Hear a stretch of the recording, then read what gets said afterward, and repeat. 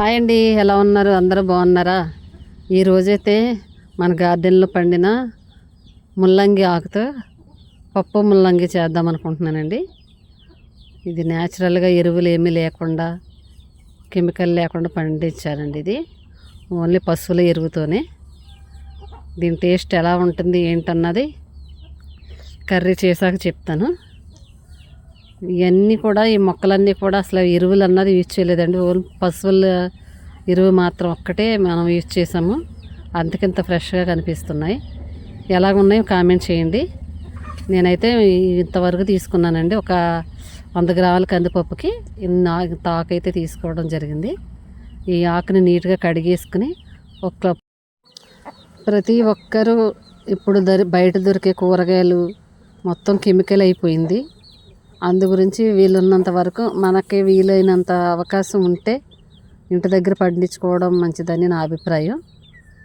ఎందుకంటే మన ఇప్పుడున్న జనరేషన్లో ఏం తిన్నా కూడా కల్తీ అయిపోయింది. అందువల్ల మనకి చిన్న జాగా ఉన్నా సరే దాన్ని వేస్ట్గా పోనీయకుండా మనకి ఏదైతే అందుబాటులో ఉంటే దాని ద్వారాగా మనకి ఇంటికి సరిపడగా కూరగాయలు పండించుకోవాలన్నది నా ఆలోచన. దాని ప్రయత్నం ఇప్పుడే చేశాను. అది రిజల్ట్ అయితే స్టార్ట్ అయింది.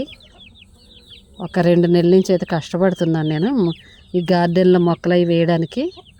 మొత్తం అయితే వేసాను. అవి ఇంతవరకు స్టార్టింగ్ వేసినప్పుడు ఈ వీడియో పెట్టానండి.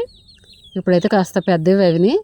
అవి బాగా మనకి ఆ పళ్ళు, ఆ కాయగూరలు అన్నది మన చేతికి వచ్చాక వాటిని ఇంకొక వీడియో తీసి పెడదారని అనుకుంటున్నాను. దానికి మీ అభిప్రాయం ఏంటన్నది కామెంట్ చేయండి. కర్రీ అయితే చాలా టేస్టీగా ఉందండి. ఎలా ఉంటుంది ఏంటనుకున్నది. ఇదే ఫస్ట్ టైం నేను తినడం చేయడం కూడా. చాలా బాగుంది. ప్రతి ఒక్కరూ ఆరోగ్యంగా ఉండాలని ఆలోచన ఉన్నది. మీకు వీలైనంత వరకు ట్రై చేయండి మార్పు కోసం.